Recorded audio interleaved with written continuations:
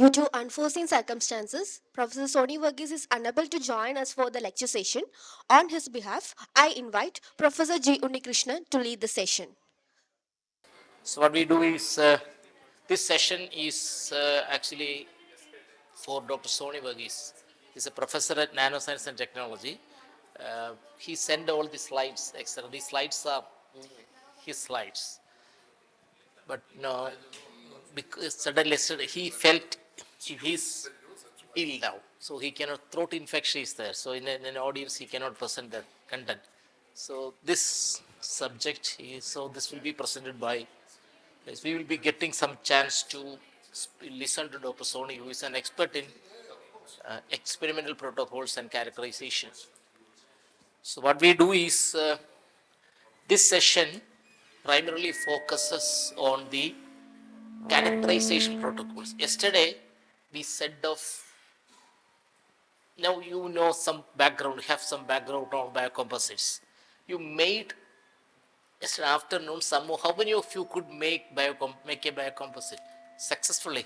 Dried film who made? Who made wonderful, you made a dried film, no, that's great. So how many the others may complete when you get time to make that's your own creation, so they try to make the who else completed the drying is completed. So you in the afternoon when you get time, go there and try to complete the drying, so you will be having a product of your own. And after you making a product, we discussed the right from hand lab to 3D printing. We set off the processing protocols. Dr. Jefferson also discussed about the processing protocols yesterday. So now the question is, you made a beautiful composite system. Then what is the way to characterize it? How do what you, because before you present your product into the market, how do you know that it possesses these features? What about its strength? Question number one. What is its morphology? How does it look like inside?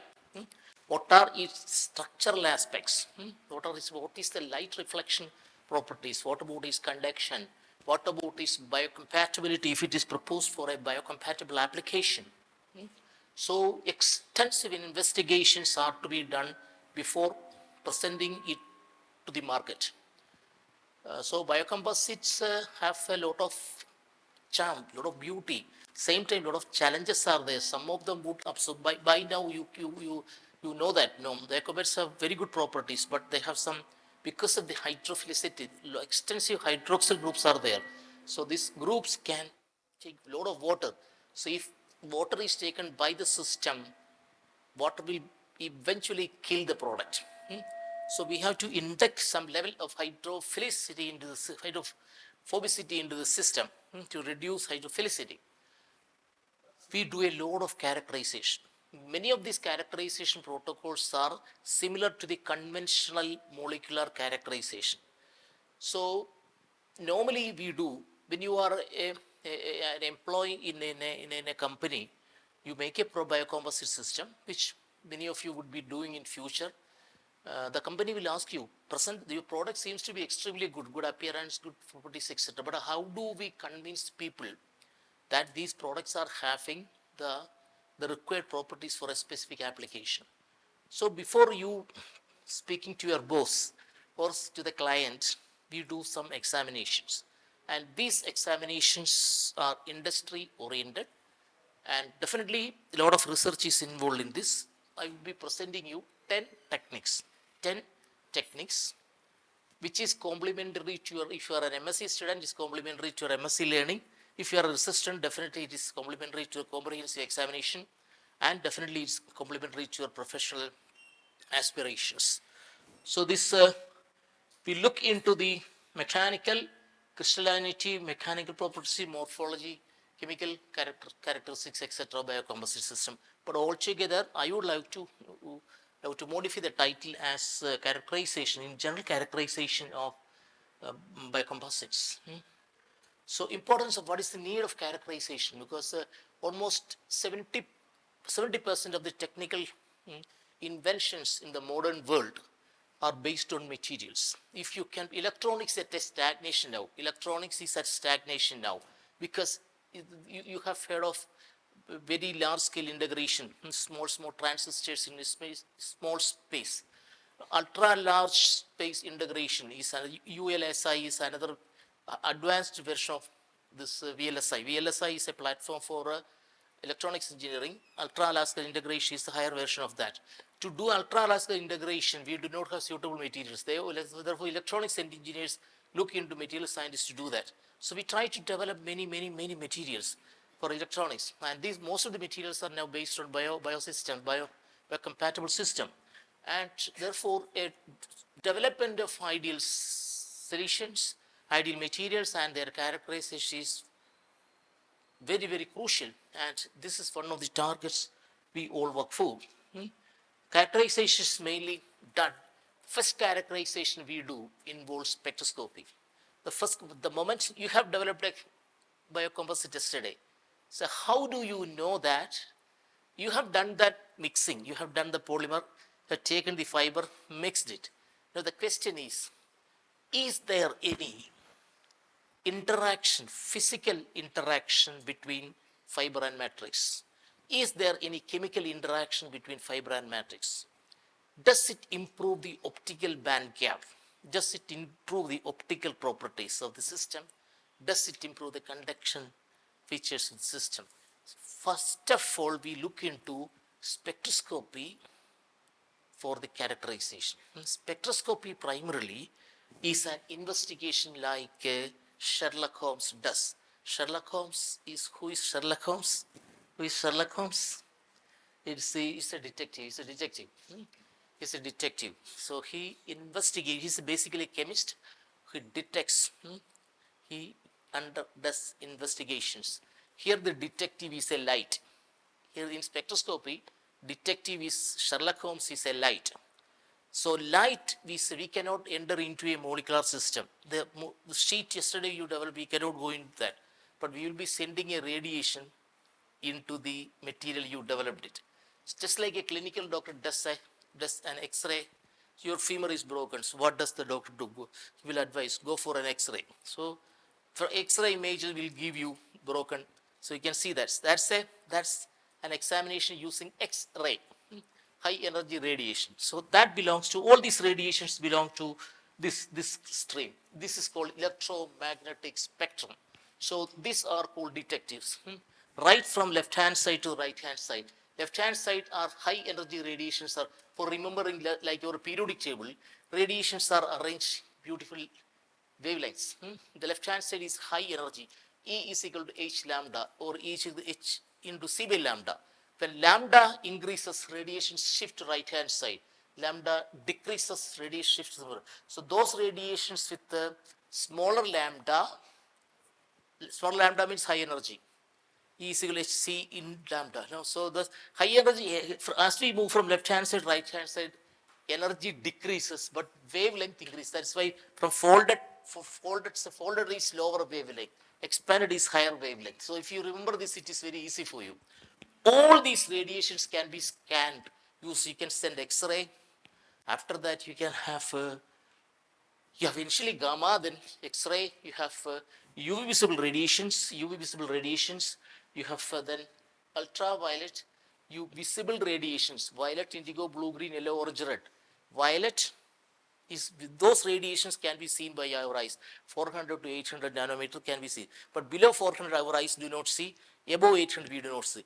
Above 800 is near to red is called infrared. Below is violet. Near to violet is known as ultraviolet. So this is, our visible light is sandwiched between UV radiation and ultraviolet radiation, sandwiched in ultraviolet radiation and IR radiation. So although we can see all these radiation, microwaves, radio waves, which radio waves are used in NMR examinations. So we will be looking at this. These radiations are powerful. Out of this, UV visible, IR, IR and NMR radio waves are being used for scanning our molecules. Most of the biocomposites are being scanned. X-rays are used for getting. X-rays are used for getting, not for spectroscopy, for scattering experiments. How effectively the system, how crystalline our material is, how crystalline our material is used for the high energy radiation, X-ray. So I will be quickly going to the very basic principles of electronic spectroscopy. So in our molecule, this is the first exam. I will be telling you 10 experiments, 10 tricks to characterize the molecule. One is UV visible examination. Sent UV visible radiation. UV visible means 200 to 400 is UV, 400 to 800 is visible. 200 to 800 is therefore UV visible. We will send that. UV visible radiation is on the left hand side, so it is having reasonably good energy. Good energy. So what will happen when UV visible radiation enter into that? Electrons in a molecule will jump. Electrons in a molecule will jump. Therefore, UV visible spectroscopy is known as electronic spectroscopy. So it causes jumping of the electrons, which a molecule can have three types of electrons. One is a very strong electron called sigma electron, a weak electron called pi electron, a very weak electron, very detached electron is called n electron, non-bonding electron. When radiation comes, sigma will say, no, I will not jump, I am a strong bond.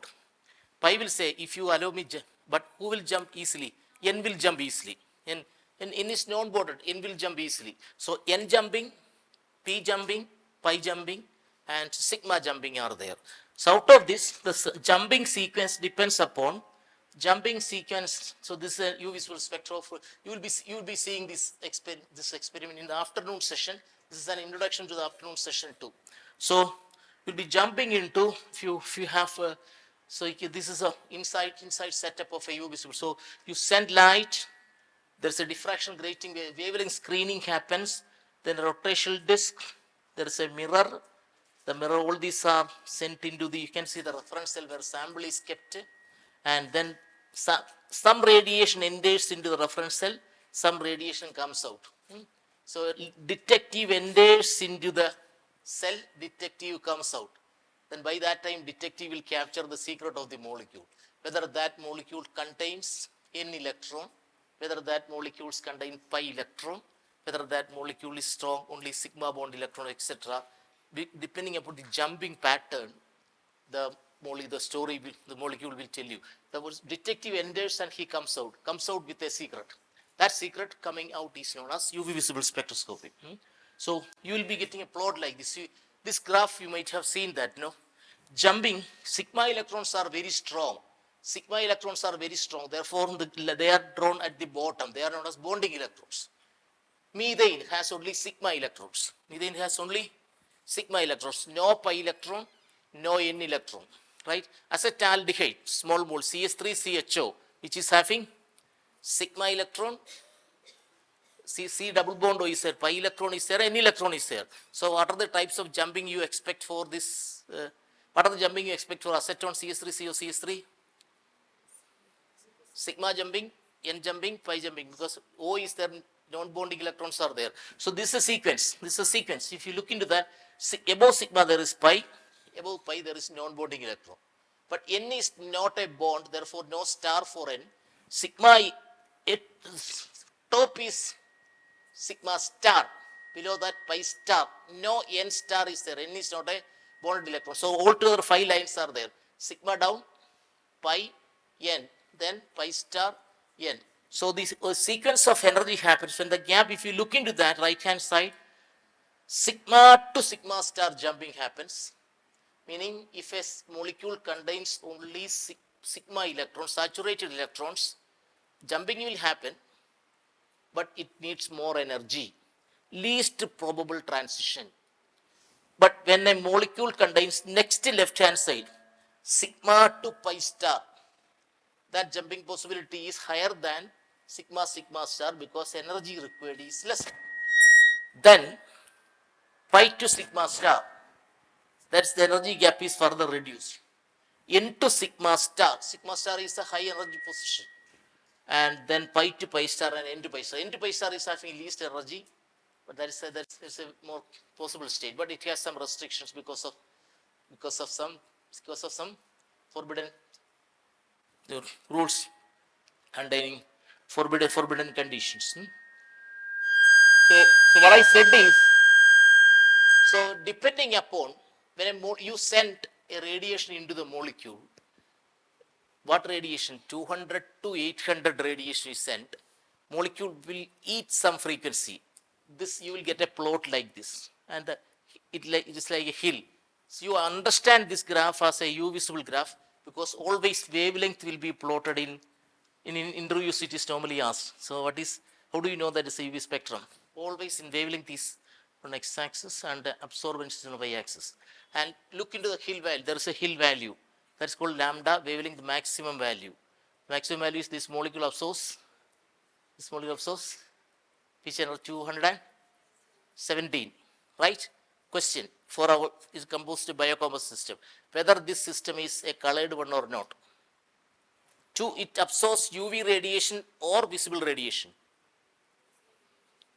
UV radiation is between 200 to 400. 400 to 800 is visible. This absorbs, it means that is it colored or not? No, because a colored substance will be only having absorption between 400 and 800. If violet is absorbed, the last end, that is the complementary color. You see, which color, which is absorbed, the complementary color will be seen by you. Violet, indigo, blue, green, yellow, orange, red. So water will be having a value, water will absorb something, but water will not absorb between 400 and 800, therefore water is not having color. Done? So substances are colored, which type of transition happens in the molecule, etc., can be obtained from this UV visible spectroscopy. So I will show into that. So I will show this. So the probable transitions, sigma to sigma star transition needs high energy. The least energy transition is n pi star transition. In a U visible, when you scan a biocomposite, you get a plot like this. How many hills are there? In the previous plot, I have shown only one hill. In this plot, how many hills are there? 3 hills are there. One hill on the left-hand side where I written as sigma to sigma star. Second, I have written as pi to pi star. Another I have written is n to pi star. N to pi star. Why I have written right-hand side n to pi star?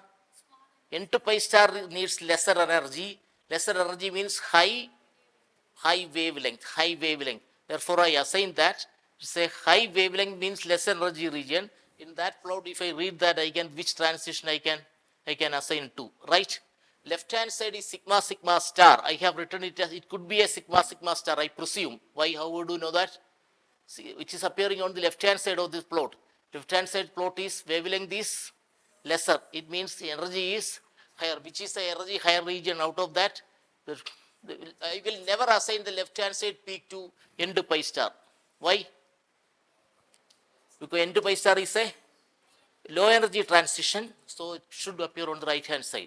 So with this background, you can predict the type of molecules if a molecule contains n electrons, etc., right? So double bonds, etc. Then for a biocomposite system, if double bond, etc., are there, the advantage is that we can predict its fundamental characteristics, typically whether it is having an optical modulation. From this UV visual spectroscopy, you can predict the optical band gap.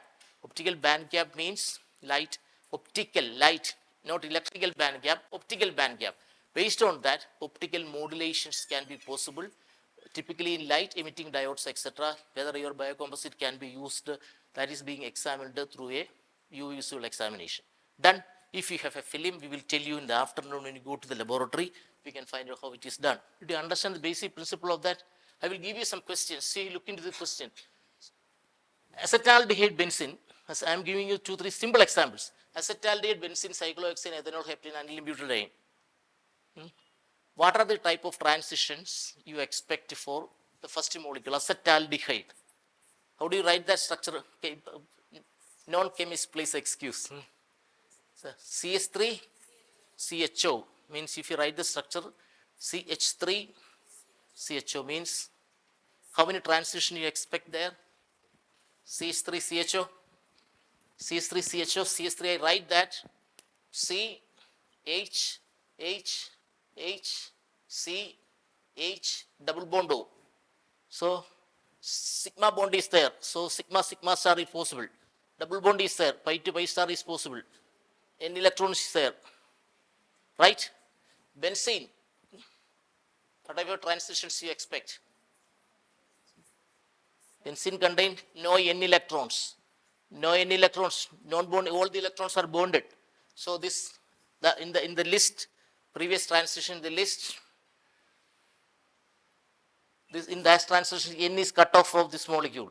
Only transition possible are sigma will transition with the sigma, with electron transition with the pi electrons. Done. So based on that, based on an understanding in that, you can do lot of calculations, etc., based on U visible spectroscopy. So this we have explained. Look into that. So I will show you another example. Look for another example. Ethanol means the alcohol people drink. CH3, CH2, OH. So what are the transitions you expect for this molecule? It does not contain a double bond. Therefore, pi transitions are not involved in this. So how many signals will be there in the UV? How many signals will be in the UV? Pi signals will be disappearing. Only sigma signals involving sigma and n will be appearing in the spectrum. So based on that spectrum, you can find out whether n electrons are there. N electrons are there. Electrons can be ejected. Optical activity can be controlled, etc. That you can find. Did you understand the basic philosophy in that? Right. That is so. That's called a UV visible spectroscopy. I will give the slides to you later. When you do the examination afternoon, you will be getting a more clear picture.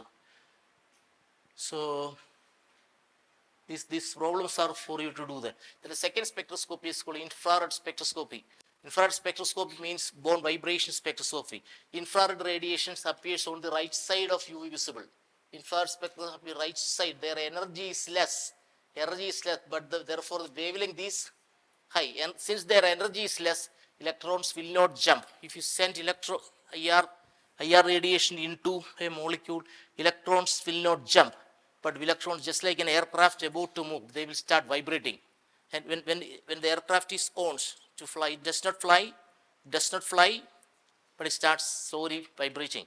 Because the energy given is less. If you give more UV visible energy, it will jump. But this vibration will be recorded by our system. This vibration will, in a molecule, bonds are there, bonds will vibrate. Depending upon the bonds vibration, you can find who is there. You have a table. So how much how much of energy OH bond will vibrate? How much of energy CC bond will vibrate, right? So this is IR radiation. We send energies, molecules start vibrating, and our computer will tell that. So that vibration corresponds to OH bond. So it's an alcohol. The vibration corresponds to CHO group. It's an right? So depending upon the vibration, you can find out what type of molecule it is. Therefore, this is called vibration spectroscopy. The other one is called jumping spectroscopy, electronic spectroscopy. So this is I have given the basic principles of vibrations, and you do not have to worry much about that. But when you read that, bonds are vibrating. When bonds will, no electronic jumping is shown here. Bonds vibrate. Then based on the vibration, you can predict what type of molecule it is, right? So this is the philosophy is that bonds vibrate. Each bond needs vibration. I sent someone likes, she likes apple, she likes orange, she likes carrots. Apple, orange, carrots. So I sent infrared radiation. Room is dark. When the infrared radiation goes out, carrots are missing. In the basket, apple is remaining. It means she's not there. If she is not there, it's a, but carrots are missing. It means she was in the molecule. So that's the philosophy in IR radiation. So which is missed, coming out radiation, which frequency is missed, that is assigned to her, right? So that's the basic philosophy in infrared spectroscopy. So there are some fundamental equations. Look into this. This is this spectrum. Again, I have shown an UV visible spectrum earlier. This spectrum is called IR spectrum. Interviews again you are asked, how do you know that it's an IR spectrum? Wave number is written down. 1 by lambda is called wave number. Intensity is plotted. And you can see that signal will be just like a clinical doctor scanning an X-ray. Expert can predict. You can see that a pulse means a signal at 300 and 3500, right? So then you can look into the table, at which value this signal is appearing. Based on that, you can predict. So I will show you that table. 3500 signal appears, it's an alcohol. So the vibration energy is shown there. So based on this table is there. So when you do that, so this is the table. You look into the table, the standard table there. Look into this, if OH If OH group is there, you will get a signal at 3650. So this that because vibration bond will vibrate at 3650. So depending upon the value, you can predict which type of bond is there. That is second characterization. This is highly useful yesterday the composites you did that. In the composites you did, fibers have some chemical structure. Matrix has some chemical structure. If the chemical structures have interaction, these signals will be getting shifted. These signals position will be getting shifted. So depending upon the shifting of the typically hydrogen bonding, if how do you know that hydrogen bonding is there in a biocomposite system? Between the hydrogen bonding value 3650 signal should be getting to the right hand side. So an expert doctor will tell you that yes, looking at the spectrum, yes, this molecule has hydrogen bonding between the matrix and reinforcement, because if hydrogen bonding is absent, I should get a signal at 3650. It is now shifted to 3500. See that this is hydrogen bonding shifting. So based on that, matrix fiber interactions in a biocomposite can be evaluated by IR spectroscopy, right? Done. So this is most beautiful spectroscopy is nuclear magnetic spectroscopy. Nuclear magnetic spectroscopy. Yeah. So this is called a nucleus of nucleus. Matrix made out of atoms. Atoms are having center position nucleus. Nucleus is always like a magnet. Nucleus contains two substances, protons and nucleus contains two substances, protons and neutrons. Protons and neutrons are very naughty boys. So they will always, boys, just like if you keep a boy, can you do that? Boys will always dance. This dancing is called spinning. Dancing is called spinning. So since protons and neutrons are spinning, the house they live is called a nucleus. House will also spin. The house contains nucleus. House is a nucleus. Nucleus contains protons and neutrons.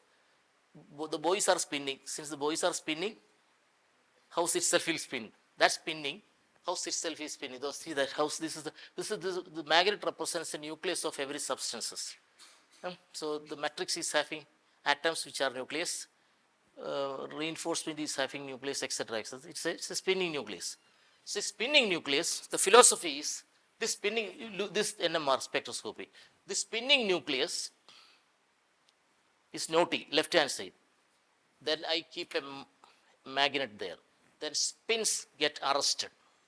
So you can see that the random representation is there, left hand side, arrested. Now all of you are sitting arrested because a professor is speaking to you. Professor is the magnet. Without the professor, you are random. With the professor, you are oriented now. Done? So a magnet is applied. Now, when a magnet is applied, substances are oriented. Done? That at the oriented, you look into the right hand side, thick blue lines are, that oriented state I have shown at thick blue lines at the middle. Thick blue lines at the middle. Have you seen that? Thick blue lines at the middle. Below the red, below the green marking, spin. Right? Now, I apply a radio wave. Now apply a radio wave. When a radio wave is applied, the oriented spins down, they will jump up. They will jump up. After some time, they will return back.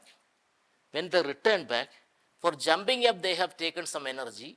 When they return, that energy they will send out.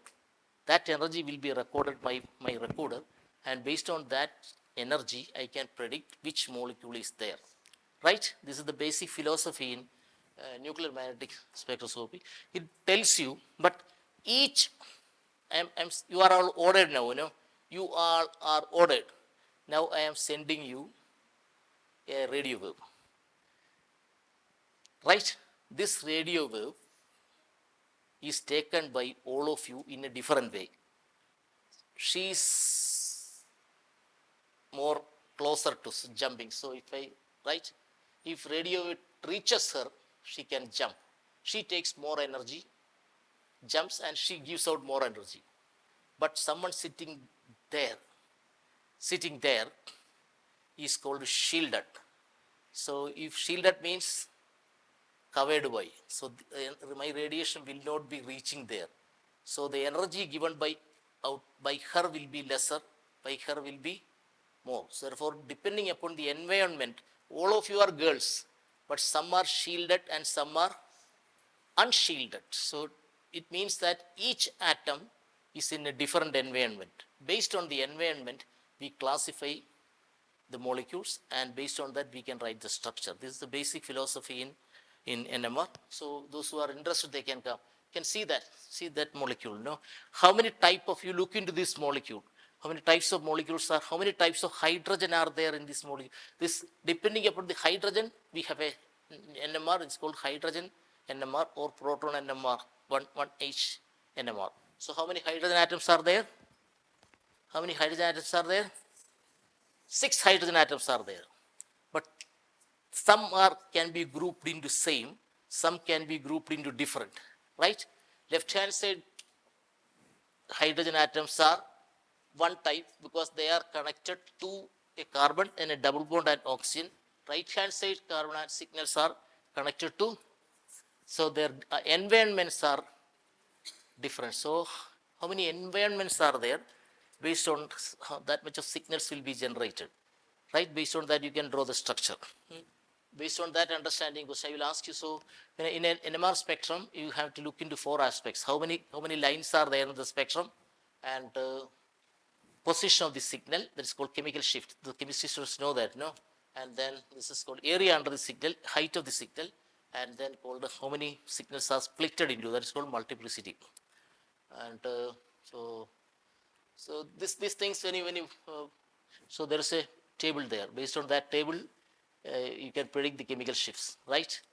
Yes. Right hand side shielded, left hand is unshielded. So you can so this is benzene molecule. Benzene molecule. How many hydrogen atoms are there? 6 hydrogen atoms are there, but all of them are in the same environment. So how many signals you expect? 1 signals, right? Right hand side molecule. How many signals you expect? 1 signal. 1 signal. So this you can look into that. So this is benzene, only 1 signal. Left hand side small signal is a reference signal. Tetramethylsilane uses. So based on that, it's a beautiful technique. You should read that. It's a, since we do not have time, so again, what is that? Another spectroscopy is called C13 NMR. How signals, their signals are based on hydrogen. Here signals are based on carbon. So this is look into how many carbon. Ethanol we write CH3 CH2OH. So how many carbon environments are there? 2. Based on the carbon environments, you can predict the structures, right? So I'm giving you some intelligent students can answer. Chemistry students, I suggest use 1, 2, 3, 4, right? Right? Look into the structure. If you can, if you want to take a photo of that, take the photo of that.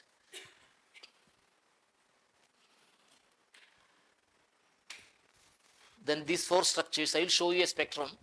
I will show you a spectrum. Raju sir is the most expert man in NMR. So have you taken that? Yeah. Then I will show you a spectrum. Whose photograph is still? I'm telling you. I'm giving a signal. How many signals are there? 3 signals are there. Which molecules will be having 3 signals in the molecule? 3 environments of carbon. Which is having 3 environments of carbon?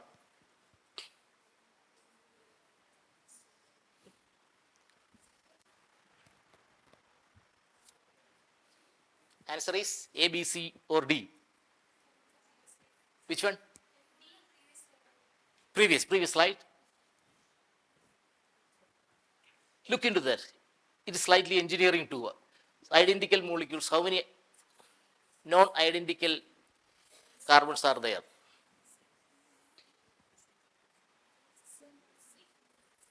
Answer is C. Right? C. Done? So try to do this kind of problem. This is highly useful to your CSAR net examination, etc. In addition to that, is you, because this is very essential. Do problems, then it would be easy for you, right? So those who are weak in that have discussion will help you to do that. So that about spectroscopy. So we 3 techniques we discussed. One is UV visible, IR, NMR we discussed. Now another beautiful technique called identify. Big polymer substances cannot be identified, big macromolecules cannot be identified by this mass spectrum. But ideally, small molecules can be identified mass spectrometry. We'll be seeing that. In this technique, what you do is you measure the molecular mass. You measure the molecular mass of a substance and try to try to write a structure based on other techniques, right? Typically, this is a simple technique. When I did this experiment, when I did this experiment, mass spectrum, you look into the mass of a substance, look into the mass of an unknown substance and try to predict. When I did the mass, equipment gave me a value of 18, 18. What could be the substance? It's water, because H plus O, 16, right? Predictions. Then we will be going for other. When I did this experiment, I got a molecular mass of 44. 44. It could be carbon dioxide, C plus C12, or so you measure you ionize a molecule. Based on the ionization, you measure the molecular mass. So molecular mass, logically you can connect this is substance, right? I have a molecular mass of 58. 58, I can have different combinations of carbon hydrogen. One combination, possible combination is CS3, CS2, CS2, CS3. That will make a weight of 58. Like that, based on the molecular mass, you try to predict the structure. That's called mass. It is not spectroscopy. It is called mass spectrometry. Measurement of mass. Measurement of mass spectrometry. The other one is UV visible spectroscopy. Spectroscopy. This mass spectrometry. So this is a basic thing. So you do not have to worry. We will show you this equipment in the afternoon. So last line, this is called mass spectrum. M by, instead of wavelength, frequency, etc., x-axis should read mass by charge. It's called M by Z, and intensity will be shown. The last signal, you can look into that. Last signal, right hand side signal, it appears at which value? That is the molecular weight of the ion. Generally, you can find as it is the molecular mass of the molecule you are scanning. If dimerization, etc., are not happening. So it shows that I am scanning a molecule having a molecular mass of 72. What could be the molecule then? Right, hydrogen carbon combination, etc. It is pentane. One probability is pentane. I have other combinations also with me. Done. So look into the mass and try to predict the structure. That is called mass spectrometry. Right. So we'll be seeing that in the afternoon. And X-ray. So this is X-ray is done. X-ray is done. It's a powerful radiation. X-ray is appearing on the left-hand side of the spectrum. If you do not do that, it will kill the molecule, kill your molecule sometimes. You send X-ray into the radiation, into the molecule. If I send X-ray into this classroom now, I will get beautiful signals because it's a crystalline substance. If I go out and you become random, I will not get a beautiful picture. Meaning, controlled organization of molecules will give. When I send X-ray, you are a powerful. You will send X-rays. This is called diffraction. X-ray enter into that. It's like a ball playing. I put X-ray to you. You catch it and send it back. Send it back. Only ordered, strong people can do that. If you are scattered, X-ray will. It's a trick. X-ray will go. So X-ray scattering has to happen. You will be having ordered regions. Based on that, without entering a molecule, I can predict whether a molecule is ordered or not. Ordered or that is the beauty of X-ray. Whether a molecule is ordered or not, whether a biocomposite is ordered or not, you can use it for X-ray, right? If a molecule is ordered or not, see, light will enter into a biocomposite substrate and light will go out. There is an angle between incoming light and exiting light. So that angle is called theta. And each layer, this is one layer of girls, second layer of girls. Distance between that layer is called small d, interspacing. So even without entering into the molecule, I can find out what is the distance between the molecules. This equation was proposed by a great, see, light enters, we'll be getting beautiful rings. These beautiful rings are translated into signals.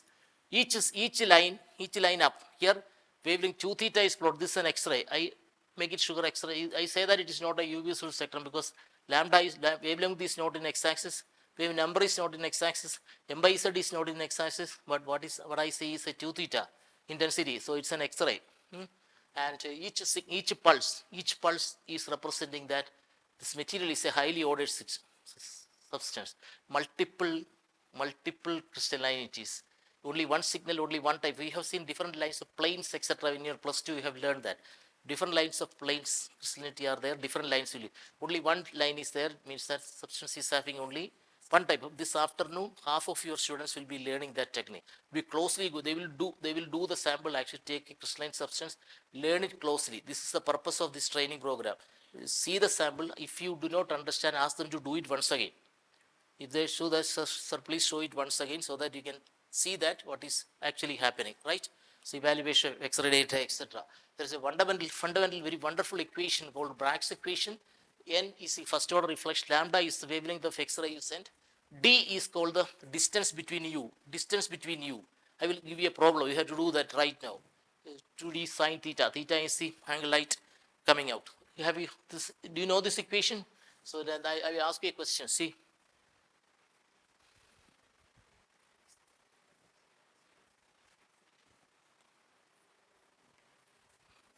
If the angle of incidence is 30 degree, then the wavelength, what is lambda? First order reflection means n is equal to 1.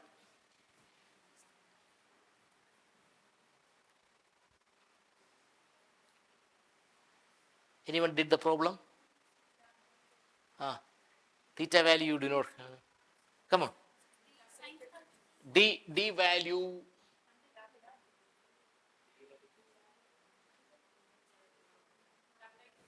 Lambda is equal to D. That's the answer. Done? Right? Second question, quickly do.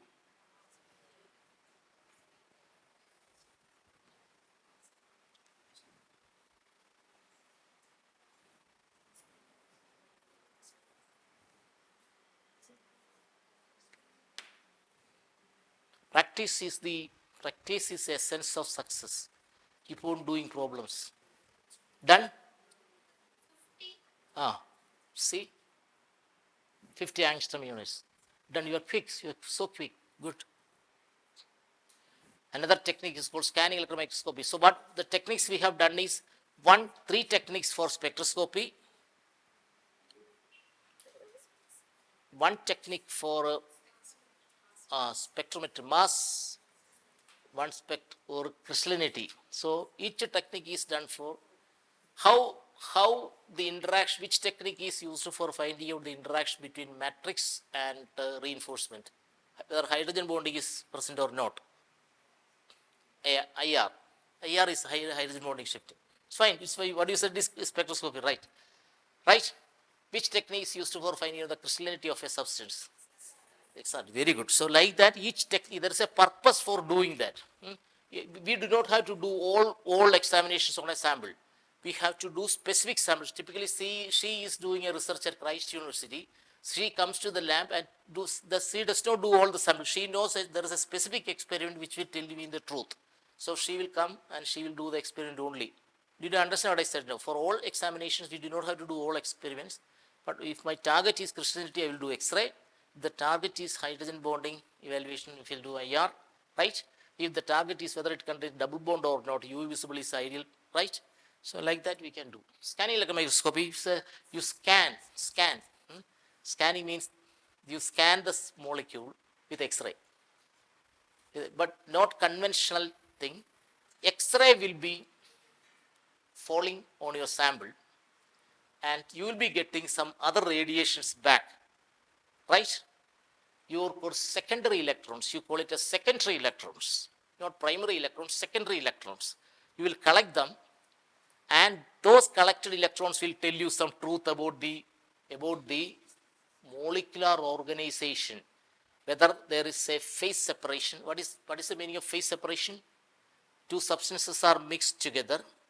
If they are getting gelled together, you are two friends. Always if your shoulders will be closer, it means that you are very thick friends, right? If the shoulders are away, it means that you are friends, but so this is called morphology. If you've seen close interactions in that image, electrons You capture the electrons from a surface. Then if you feel gaps between substances, you say that they are not thick fronts. But you see no gap between in the images. It means that they may be very, very close fronts. Matrix likes reinforcement. That's called morphology. Morphology means what type of interactions are existing in a molecule. Right? So there also you send X-rays, but not conventional X-rays. It's secondary electrons.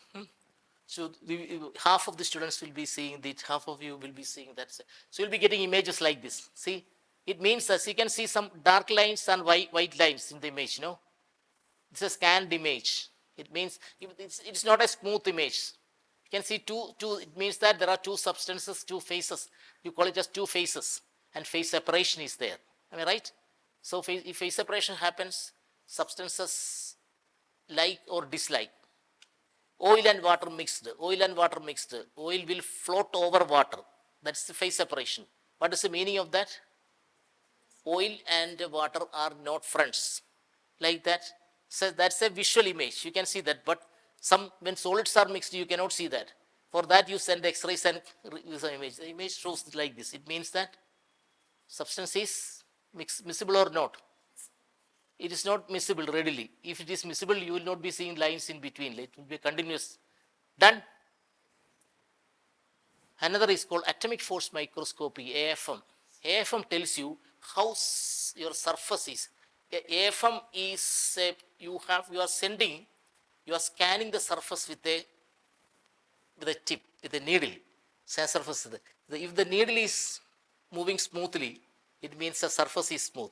But surface moves difficulty, it means that roughness is there. This will be captured as images. Movement of the needle is captured as images. That's called atomic force microscopy. You will get images like this. See, from the image itself, you can look into magnify these images, and you can see whether the surface is rough or not. This roughness has a major role in many of the biocompatible systems. When you develop biomaterials for specific applications, this roughness is high because roughness, skin anchoring, in tissue engineering, skin anchoring, lot of properties are there. So you look into this, right? Done. Atomic force microscopy. Another spectroscopy is called Raman. Raman is also like infrared spectroscopy, but it is something different, slightly different. It gives, what is the basic principle of Raman? Raman scattering. Rayleigh scattering, if you have, when light falls on matter, and light gets scattered, exactly collide, and light gets scattered, meaning the light you send and light you receive back are having same frequency or same energy. That is called elastic scattering. So when two boys come face to face, they collide. And after collision also boys stand, nothing happens to, because they are stable. That is called elastic scattering. But when light and matter collides, something happens to light. Wavelength changes. That is called inelastic scattering. That can be of two types. That will be given two types of lines: Stokes lines and anti-Stokes lines. In Raman, that is the basic principle. When light collides a substance, inelastic scattering happens. A small amount of inelastic scattering happening everywhere, and this can be captured as images. These images will be like this, depending upon the substance image. Just like IR is, you are including the table, so you will be getting a colliding image. Here, again, it is like there is a confusion when you have IR spectroscopy. Also, you have wave number, and this is what the image is signals. Appearance of the signal is like this sharp. There it is not like that. Based on that, you can distinguish between Raman image and IR image, right? So then, based on that, there are two bands called D band and G band. D band and G band, looking at D band and G band are signatures of substances. So based on that signatures, if I put my finger, see, this is Unnikrishnan, you can say that like that. Look at the D band and G band. If you can define it, you can easily, with standard data, you can define it, right? So Raman spectrum, we'll do that. It's very simple. Another technique we are going to do is dynamic light scattering, DLS. Dynamic light scattering means, again, you send laser You make a substance in make a substance in aqueous system, make a dispersion. You give me a nanoparticle. You give me a nanoparticle. I put the nanoparticle in a suitable solvent and make a dispersion. Into that dispersion, I send light. Light gets scattered. Light gets scattered. So the scattering depends upon the dimension of the particle. Scattering depends upon the dimension. So there's a correlation between the light scattering and dimension. Based on the scattering happening, I can define the what is the size of the particle. There's another technique called, this is called dynamic light scattering. Another is called static light scattering, SLS. Static light scattering tells you the molecular weight. This tells the size of the particle. Right? So we can see that. So that's DLS. This you can see that laser is sent to the particles and it gets scattered. You'll be getting image, and that this image will tell you the distribution of particles. What is the nano dimension? In what range to what range particles are having size, right? So you can predict that. Another technique is called cyclic voltammetry. Cyclic voltammetry will be showing today. We do not. So it is so this don't we do not. When, if you show that, there they will be giving you explanation. An oxidation process or a reduction process happens because many of our life is completely redox reactions. Our life is completely reduction and oxidation. Electron removal, de-electronation is known as oxidation. Electronation is known as reduction. So this is looking into the reduction procedure. You can define different systems. Whether oxidation and reduction happens to a system can be really, oxidation means electron removal happens. Reduction means electron addition happens. Depending upon whether oxidation and reduction happens to a system, you can define the system. So you will be getting pulses like that. This based on this pulse. So based on these two signals, one up and one down, you can see. So it forms a loop. Based on that, you can predict what type of system it is. If possible, we'll show it. I do not know whether it can be accommodated. Amruta, are we showing cyclic voltammetry today? No, it's not. Yeah, okay. This is called the universal testing machine. UTM. UTM means UTM is a system, another equipment to find out the strength of material. Strength of material. So you can see a machine there. In the machine, you cut the center point. At the center point, the machine is having two grips. So I want to know the strength of this material. I clamp it here, then apply force. So when I develop the force, I will be getting in the computer will give me a picture, right? This is some I am applying a stress to the sample. I am applying force by area to the sample. So sample will undergo deformation. Sample will undergo change. The sample does not undergo change, but a rubber band will undergo change. So if the rubber band undergoes change, so its elongation will be higher. This material does not undergo elongation, so its graph will be something different. Based on the graph, I can predict whether the material is rubber or elastic. And another technique is in many of the cases we do a process called reverse engineering. Reverse engineering means in engineering, conventional engineering, we do a procedure. A raw material is there that is converted into a product, that is called engineering. Reverse engineering means I have a product. I want to know from where it came. That is, I do the reverse process, disconnection procedure. I cut the molecules into small fractions and then understand how it is. So that is called reverse engineering. Start from the end point and reach the starting point. Reverse actual engineering start from a starting point and end in an end product. So this is called reverse engineering. In reverse engineering, etc. So you have to do this. In a UTM, you will be getting plots like this. The UTM stress strain plot is there. The last graph you can say that's more elastic because it undergoes deformation. The first graph could be this pen. Because it is a brittle substance. It does not undergo elongation. Based on this graph representation, these are detectives' job. So we do not know. By using different techniques, we try to understand biocomposite systems, whether they are elastic or not, etc., etc. So all these applications are in industry. This has huge applications. So you have a tire invention is a major. Now this green biocomposite tires are coming up now. This is one of the invention. You are working many of the companies, MRF, JK Tires, Apollo Tires, etc. They want to replace after 10 years, the tire we now use, will not be there in the market. They will be made out of, they will be made out of biocomposite tires. Biocomposite tires. Many of the companies are doing that. So they will be having, now tires are having tire is a composite. Tire is a composite. Rubber is the matrix and carbon black, and if you cut it, you can see nylon fiber. So those are the reinforcement.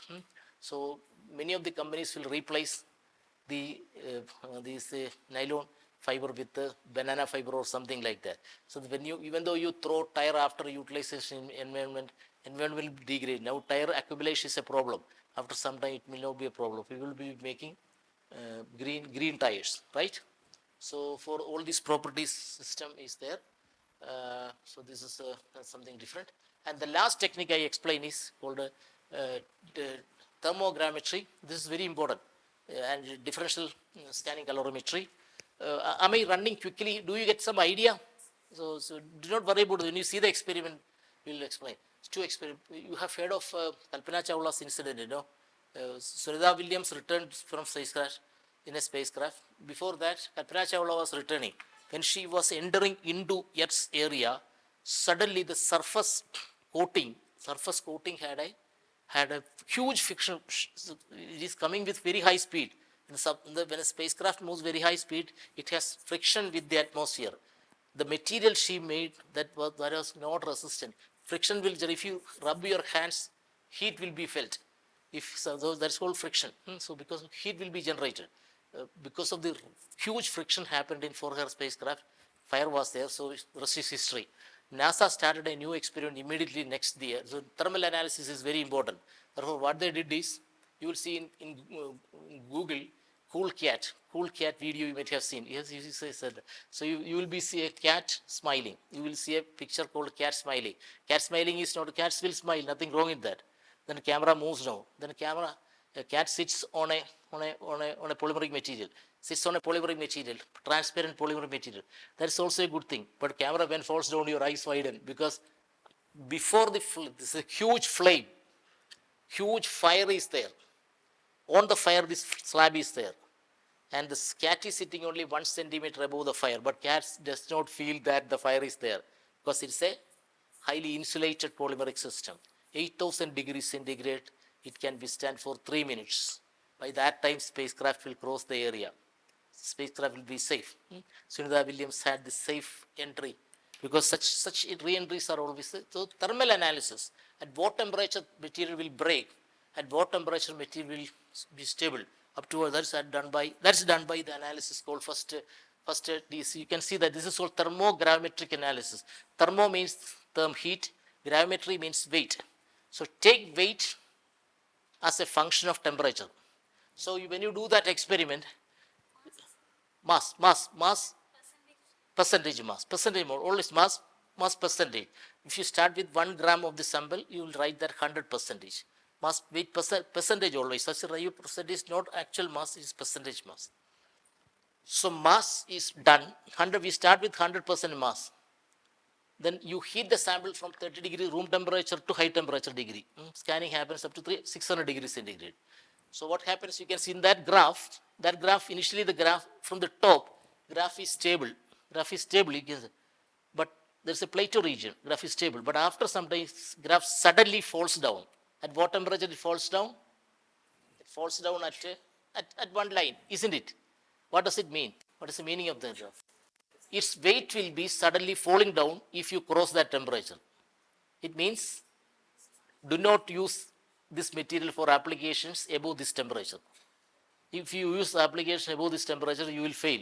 But you will be safe where? Left-hand side region you are safe, right-hand side you are unsafe.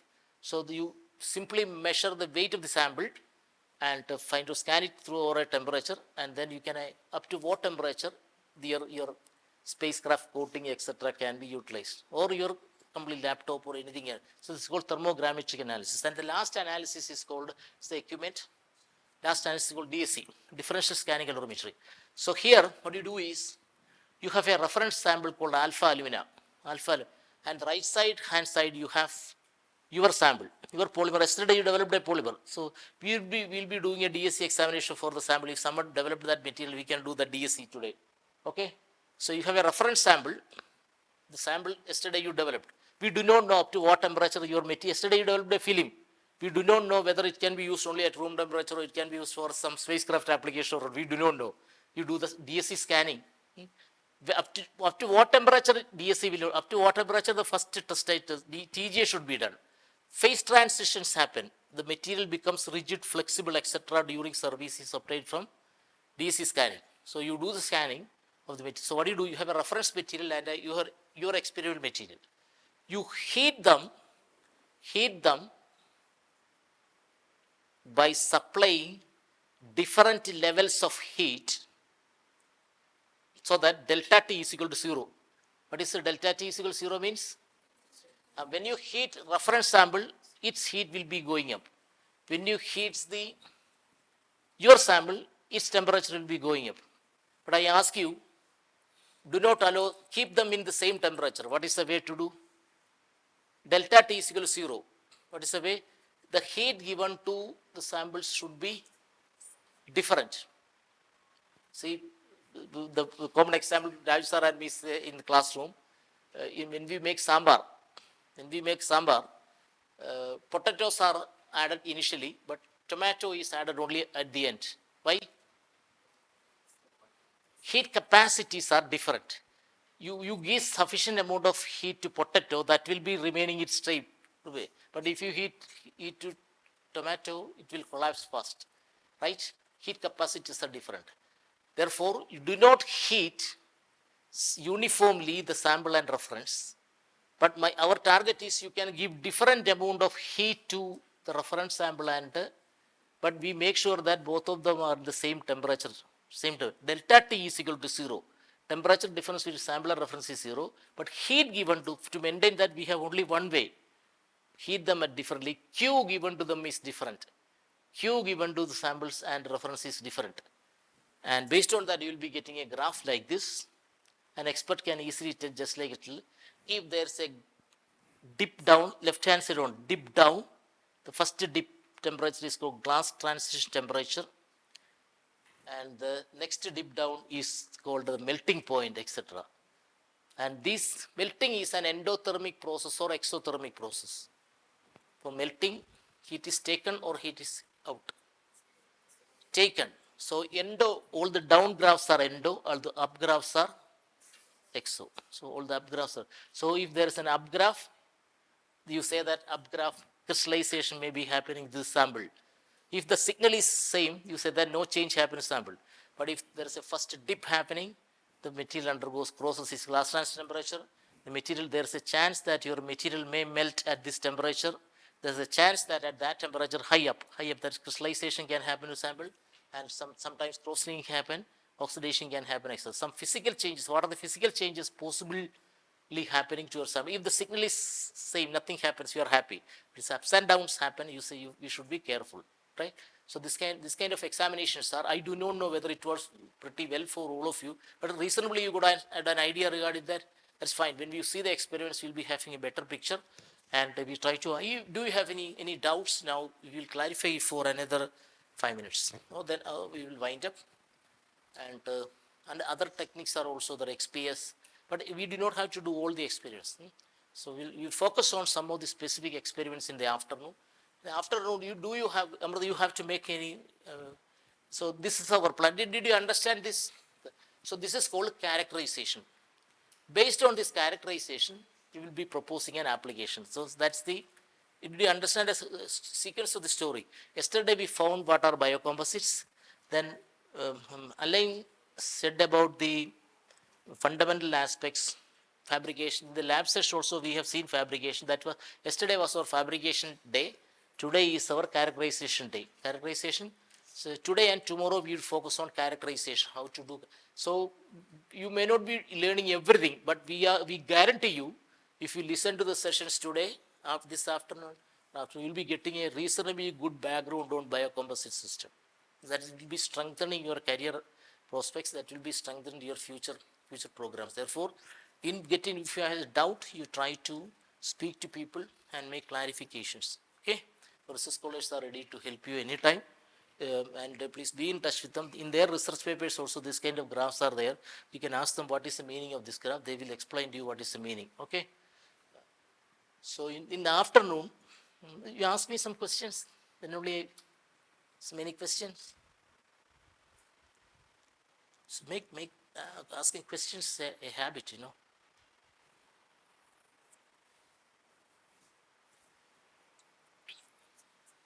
So I will ask a question, two, three questions, based on what. I have a question. Yeah, please. Rubber processing, especially the recycling, is big trouble. Yeah, definitely. Even I was listening a story. Qatar, many years ago, they dumped lot of tire. Ah. Even from around the world, Yeah, they took the tire. Reason is not known. Even from space, the tire graveyard can be seen. yeah. But problem with those tires, this has a appreciable amount of sulfur. So we cannot burn it. So Yeah, it will make a pollution to the environment. So now Qatar is sending those tires to the country like third world country like even India. I don't know in India or some other place, and there they are making something. Now question is, as you said that biocompatible. Is it Like really feasible to make a tire strength bio? evaluation, because now many of the natural fibers are having more strength than steel. Many of the natural fibers are having more strength than steel. So if we give a surface coating, if you do a surface coating and an interfacial bonding is derived in a better way than nylon and rubber, it's possible. People are trying. Many of the top tier Michelin, etc. Many of top tier companies are doing that green composites for tires. The thing is that now what they do is these tires it has a utility even now. The tires, all the tires are being powdered. You can make and up to 10% of old tire powder can be added into the new tire formulation. That's So probably carbon black you are talking. rubberized rubber particles are there. You can powder it. If you can in a lower the temperature at a cryogenic condition, you will be powdering it. Lower conditions before when it crosses glass transfer temperature, elasticity is lost. So you can just like you can powder it. So this powders then after powdering they will come to room. They can be reinforced. Elastic activity is there. Similarly, many of the there is a procedure called toughening. This is a procedure which phenol formaldehyde, epoxy etc. are very rigid material. Processing difficulty. Some rubber is added, so it will become flexible. So this is called toughening. So such activities are being done. So my question here. For benefit of the audience also, I have Yeah. one small questions.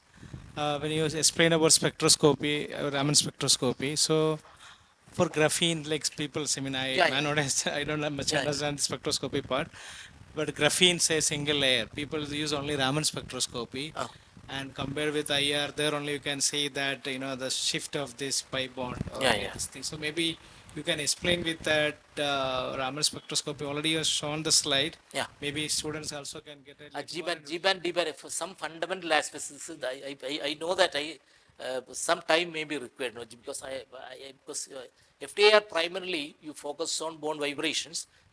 Specifically, we look for the functional groups. Raman has another angle also, depending on the G-band and D-band. So you can propose something additional in Raman. So if it takes slightly. It's slightly motor, but I think that they will be taken to the Raman this afternoon. So they are with examples they can do that. Takes slightly some time. No? But thank you for the inputs. We can do. If 2 minutes, I can slightly point Yeah, out please, Raj. Raman spectroscopy. It's a very fundamental spectroscopic technique. And Professor C.V. Raman, who is Alan already told you, is Indian. And we are proud of Professor C.V. Raman and his research era. He is basically a Madrasi person, and at the beginning of his career, he was a tax inspector. And he has been sent to Kolkata by British to collect the tax. And one of the vice chancellor of Calcutta University, he somehow came to know this person and he offered, Raman, if you want, you can work as a science club. We had a science club, a country's old science club. Probably it's one of the unique in Asia that time. And that's name was Science Club and was founded by a doctor, Mahendralal Sharkar. And Raman readily accepted that offer. And he started working on, uh, on optical phenomena. And he was so intelligent, so talented, that within 1 or 2 years, he understand there is something happening with this and could be a unique type of spectroscopic property we can found. But problem with him, he don't have money to prove that really this is happening because he has to make an instrument. So he requests one of the entrepreneur that time, he requests him, if you give me 200 rupees, it's exact the same story I listened from one of the person from London. He studied about Raman and he gave the lecture at ISCS Kolkata. 200 rupees if you give, I will return you back with the Nobel Prize to India. And immediately, just that time 200 rupees, it's a huge amount. He gave 200 rupees to Professor C.V. Raman. He made the machine. He published the paper. And it was approximately 1928. So he published the paper approximately that time. And then within 2 years, it was the first invention and none of the scientists got, within 2 years, he got Nobel Prize. Yeah. When he got Nobel Prize, his student immediately came and said that you got the Nobel Prize, but I'm sure you cannot collect the Nobel Prize by yourself. The reason is that because you have to go to the Sweden for collecting the Nobel Prize, one has to go to the Sweden, Stockholm, and the recipient must be take the Nobel Prize from the King of Sweden. But to going from India, Kolkata to Sweden, it may take 3 months that time. Because you have to go to the Mumbai and then from Mumbai you have to go to the London. You cannot think about aircraft, it's all by sea. And they said you will not get ticket even. Collecting ticket also 3 months before you have to collect a ticket. Raman immediately opened his desk and he said, 3 months before I booked the ticket. He was damn sure that he was going to receive Nobel Prize. And he said Even that, before- don't before worry, declaring Nobel Prize, last he year booked also the I booked same ticket. And he was been nominated. Every Nobel Prize should be nominated by a very, very profound person. Even the country's president and prime minister can nominate. But he was nominated by Niels Bohr. Niels Bohr, he's so stubborn person, he even not nominate his son. His son also Nobel laureate, but he has not nominated his son, but he did nominate C.V. Raman. So imagine the quality of science in that time. Yeah, that's true. Even a story was there. He was traveling from London to Mumbai, and he just on the way he thought, why the sea is blue? Why the sea is blue? And on the way he met the equation. He submitted a paper from Mumbai port. It's a nature paper. And the paper, it is written, submitted from Mumbai port on the way from London to Mumbai journey. It's some half-page paper and published in journal Nature, which we even at this age we cannot think of. So that's the quality of time India spent, So thank you. Yeah. Thank you. Thank you for the very complimentary remarks. And she now advises to wind up. So we'll do that. So based on the descriptions now we had, approach the experiments, try to understand them more carefully. So that will be complementary to your future programs. Okay. That's it. You want to ask some question? Yeah, please. Sir, out of curiosity, I'm asking. I have heard the term rheology, and from that experiment, we will come to know about the viscosity, I guess. Yeah. But I don't know what is the basic principle behind that and how the experimental setup, all those things. Fine. There's an equipment just like viscosity. There is another term called viscometer. Viscometer is used for It's a good question. Viscometer is used for measuring viscosity. Rheometer is also used for viscosity. But the difference is that viscosity is you can measure viscosity of a single component using a viscometer. But if it is a multiple component, viscosity evaluation is wrong with a viscometer. For a heterogeneous system, you use a system called rheometer. For glycerol is a single component system. Its viscosity can be found from the Ostwald's viscometer can be used. But if you have mixture of glycerol plus acetone plus some other things, some oil, you cannot depend upon the value given by the viscometer because all these three liquids are flowing differently. So from in conventional viscometer, you are looking at the time you take from the upper line to the lower line to reach. These three liquids will be having different times, so evaluation will be wrong. For that, we have another system called rheometer. In rheometer, they will be mixing. You look into your interpretation data is in terms of something else. You try to shear them, shear, just like you shear curd using a spoon, and this shear will be having. This is what you apply is a stress, shear stress. And if the material obeys your command readily, the in what way the material behaves, whether it resists your command. Sometimes you have difficulty in shear, then the system is having high viscosity. If you can move faster, your system will be having this is therefore there's an equation called that's called Newton's law fundamental. Shear stress is proportional to shear rate. Shear stress is equal to eta into shear rate, or eta is equal to shear stress divided by shear rate. That's the power law equation is there. So based on that power law equation, you are evaluating the eta value precisely. That's the fundamental of that rheometer. So we'll be having short of time. So announcements one, afternoon we go to the lunch time there, and after immediately after lunch you will be divided into groups. One group A and group B. Group A will be having 15 students, group B will be having 15 students. So group A will be going for a set of experiments, group will be going for another set of experiments. It's a hectic day because we had to shuttle between chemistry department and School of Material Science and Engineering. We have to see at least how many experiments this afternoon we will be familiarizing. 6 or 7 experiments we have to see this afternoon. Next afternoon also we have to see 6 or 7 experiments. Then only as per our program, all of you should see experiments. Do not show. It is not to convince anything. We do not. It is not to convince us. It is not a show to us. You have to see. That should trigger the scientist in you or engineer in you. Therefore, you see the equipment. Right? Doctors become good doctors. Then they dare to do touch patients and do right treatments. Like that, good scientists are born when you keep away the fear for touching molecules and examining them. So have that. That's our purpose. Okay.